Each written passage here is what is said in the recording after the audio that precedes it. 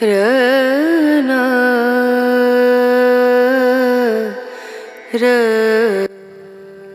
নমস্কার বন্ধুরা, সুলতা হেসেলে আপনাদের সবাইকে স্বাগত।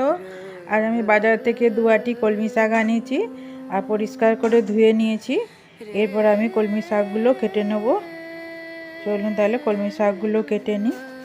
আর বন্ধুরা, কলমি শাক খাওয়া আমাদের স্বাস্থ্যের পক্ষে খুবই ভালো। কলমি শাক কেন, যে কোনো শাকই খাওয়া ভালো। আর এই কলমি শাক আমাদের হার্ট, লিভার সবই ভালো রাখে আর দৃষ্টিশক্তি ভালো রাখে। তাছাড়া এই শাকের মধ্যে যে বিটা ক্যারোটিন আছে আমাদের হার্টকে ভালো রাখে, রোগ প্রতিরোধ ক্ষমতা বাড়ায়। অতএব আমাদের শাক একটু করে খাওয়া উচিত। অন্যান্য যে কোনো তরকারির সাথে পাতে একটু শাক রাখা দরকার। শাকগুলোকে আমি এরকম ছোট্ট ছোট্ট করে কেটে নিচ্ছি। আর শাকটাকে আমি আগেই পরিষ্কার করে ধুয়ে নিয়েছি, অতএব আর ধোয়ার দরকার নেই। আর খুব কুচি করারও দরকার নেই, শাকটা খুব নরম শাক, তাড়াতাড়ি সেদ্ধ হয়ে যাবে। শাকটা আমার কাটা হয়ে গেছে। আমি একটা প্রেসার কুকার নিয়েছি, তাতে আমি দিয়ে দিচ্ছি। আর আমার একটু তাড়াতাড়ি আছে, তাই প্রেসারে দিয়ে একটু নুন দিয়ে, জল দেব না, সামান্য একটু নুন দিয়ে মাখিয়ে একটা সিটি দিয়ে নেব।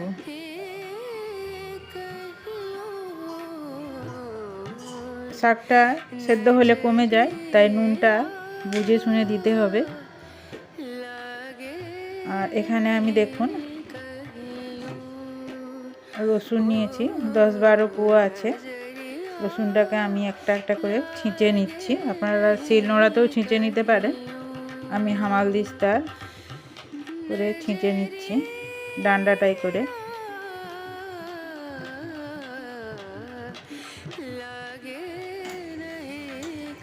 কড়াটা আমি বসিয়ে দিয়েছি। কড়াটা আমি আগে জলটা শুকনো করে নিলাম। এরপর আমি সরষের তেল দিচ্ছি 1 চামচ। শাকে বেশি তেল দেওয়ার দরকার নেই। এরপর একটা শুকনো লঙ্কাকে ফাটিয়ে দিয়ে দিলাম। আর দিয়ে দিচ্ছি 1 মুঠো বাদাম দিলে এই কলমি শাকটা খেতে খুব ভালো লাগে। যে কোনো অনুষ্ঠান বাড়িতে দেখবেন বাদাম দিয়ে কলমি শাক ভাজা করে, তার সাথে নারকেলও দেয়। আমি বাড়িতেই রান্না করছি, তাই নারকেলটা দিলাম না। বাদাম আর রসুন দিয়ে করব। রসুন কুচিটা দিয়ে দিলাম, দিয়ে রসুনটা একটু লাল করে ভেজে নেব।